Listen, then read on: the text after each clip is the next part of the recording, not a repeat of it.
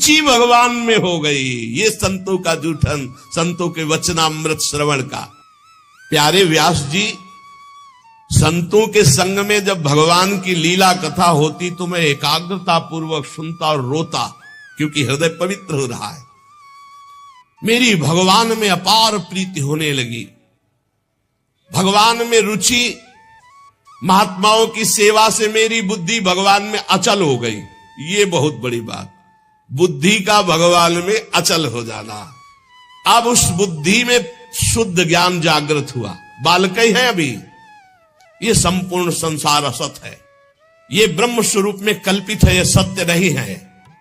मैं ऐसा देखने लगा, ये बहुत ऊंची स्थिति।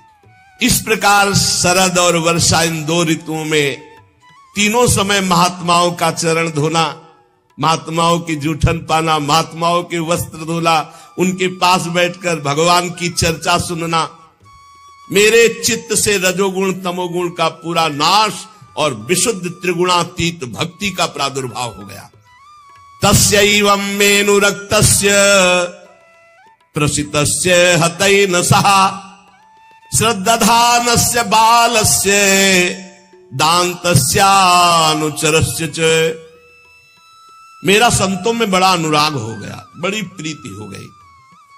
मैं विनय पूर्वक संतों से यदि कुछ लेना है तो दैन्य, जैसे भगवान को दैन्य प्रिय से संतों से मैं विनय पूर्वक बर्ताव करता। संत जन मेरी श्रद्धा, मेरा संयम, मेरी विनम्रता, आज्ञाकारिता, ये देख करके बहुत प्रसन्न हुए। जब जाने का समय हुआ तो मैं सब संतों के चरणों में लौटकर रोया कि अब कैसे जीऊंगा। 4 महीने आपका सानिध्य, चरणामृत, वचनामृत, उच्छिष्टामृत। उनमें से जो एक महापुरुष थे वे एकांत ले गए और उन्होंने भगवान के गुरुहितम ज्ञान का हमें उपदेश किया, जिसका उपदेश आगे भगवान ने उद्धव जी को किया है। एकादशी स्कंद में भगवान श्री कृष्ण के माया को प्रभाव को मैं जान गया। अब तो कुछ अच्छा नहीं लगा। कैसे भगवान का दर्शन। सत्य संकल्प व्यास जी पुरुषोत्तम भगवान श्री कृष्ण के प्रति समस्त कर्मों को समर्पित कर देने से और निरंतर भगवान की स्मृति से तीनों तापों का नाश करने वाला शुद्ध ज्ञान प्रकट हो जाता है। वो मेरे हृदय में प्रकट हो गया। अब तो जन्म मृत्यु चक्र में डालने वाली माया का मेरे ऊपर कोई प्रभाव नहीं। बड़ी प्रसन्नता हृदय में, पराभक्ति का प्रादुर्भाव। अब प्रभु का नाम गुण स्मरण बस यही चल पड़ा। प्रभु का नाम जप रहे, प्रभु की लीला गायन कर रहे, प्रभु का स्मरण कर रहे। कभी कभी एकांत में, हे प्रभु मैं आपको नमस्कार करता हूं, हे प्राणाधार आपका कैसे साक्षात्कार होगा, ऐसे प्रार्थना करता। अब मुझे संतों की कृपा से ब्रह्म ज्ञान और पराभक्ति भाव रूपा दोनों का परिचय प्राप्त हो गया था।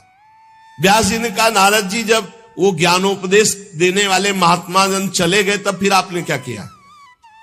उस समय आपकी अवस्था तो बहुत छोटी थी, फिर आपने अंतिम समय शरीर कैसे परित्याग किया? तो आप इस समय पूरी याद रखे हुए हैं। काल तो सब स्मृति का नाश कर देता है, आपको पूर्व कल्प की स्मृति कैसे? पीछे युग की नहीं, पूर्व कल्प की। देवर्षि नारद जी ने कहा, जब मुझे ज्ञान देने वाले महात्मा गण चले गए तो मैं भगवान का नाम जब, भगवान का ध्यान, भगवान का स्मरण करते हुए, बहुत छोटी अवस्था थी, समय व्यतीत कर रहा था। मैं अपनी माँ का इकलौता लड़का था, वो मुझे बहुत प्यार करती थी। ये मुझे पच नहीं रहा था कि माँ मुझे प्यार कर रही। मैं ही उसका सहारा था, इकलौता लड़का। मैंने भगवान से प्रार्थना की, प्रभु मां के स्नेह पास से मुझे मुक्त कर। देखो, जननी जनक बंद सुत दारा, तन धन धाम सुहृद परिवारा, सबकी ममता ताग बटोरी, मम पद मनई बांध बर डोरी। मेरी योग क्षेम की चिंता मां बहुत करती, हर समय खाया कि नहीं खाया, ऐसा वैसा, और ये मुझे बहुत अखरता क्योंकि मेरे ध्यान में विक्षेप पड़ता। कठपुतली जैसे नचाने वाले की इच्छा के अनुसार नाचती है। भगवान व्यासदेव जी से देवर्षि नारद जी कहते, संसार चक्र जिनसे चलता है वो ईश्वरों के ईश्वर भगवान श्री कृष्ण। मैंने भी सोचा भगवान का जब विधान कोई होगा तभी मुक्त हो पाऊंगा। अभी 5 वर्ष की अवस्था थी, मुझे देश काल का कुछ ज्ञान नहीं था। एक दिन मुझे सूचना मिली कि मेरी मां गौ दूहने के लिए घर से बाहर निकली थी, रास्ते में काले सर्प ने डस लिया। अब सर्प का क्या दोष, पैर छू गया होगा, काल की प्रेरणा, उसने डस लिया। मां पधारी, मैंने सोचा महामंगल हो गया। ये लो, यह है भक्तों का हृदय। महामंगल में जोई जोई प्यारो करे सोई मोहि भावे। अब तो कोई रोक टोक नहीं ना, कोई प्यार कर। भक्तों को डर किससे लगता है जानते हो? नफरत करने वालों से नहीं, प्यार करने वालों से। जो भगवान के प्रेमी जन होते हैं वो अपमान, तिरस्कार, निंदा करने वालों से कभी डरते नहीं, लेकिन प्यार करने वाले से डरते हैं। श्रद्धावान जो, कहीं हमारी चित्त वृत्ति इधर न चली जाए। नारद जी ने कहा महामंगल, महामंगल, बड़ा अनुग्रह है, और चल पड़े उत्तर दिशा की ओर। बस चलते ही गए, नगर, गांव, देश, खाने, खेड़े, नदी, इन सबको पार करते हुए आगे देखा बड़ा शीतल जल, जो जलाशय विशाल है, कमल खिले हुए हैं, पक्षी कुहुक रहे, भौरे मड़रा रहे। बालक 5 वर्ष का अकेला ही इतना लंबा मार्ग तय करके, नरकट, बांस, सेठा, कुश, कीचक, ऐसे जंगल में, वहां सांप, उल्लू, सियार, भयंकर जीवों का घर। पर मुझे भय नहीं लगा, क्योंकि मैंने जान लिया था कि वही होगा जो श्री कृष्ण रचे। मुझे जोर से प्यास लगी थी, बालक था ही, इंद्रियां शिथिल हो गई थी, भूखा भी था। अब उस बढ़िया सरोवर में स्नान किया और जल पान किया, थकावट मिट गई। पास में देखा विशाल एक पीपल का वृक्ष था, वहीं जाकर आसन लगाया और बैठ गया। भयावह जंगल, पर जैसा संत महात्माओं ने मुझे बताया था भगवान का स्वरूप, वैसे ही मन ध्यान करने लगा।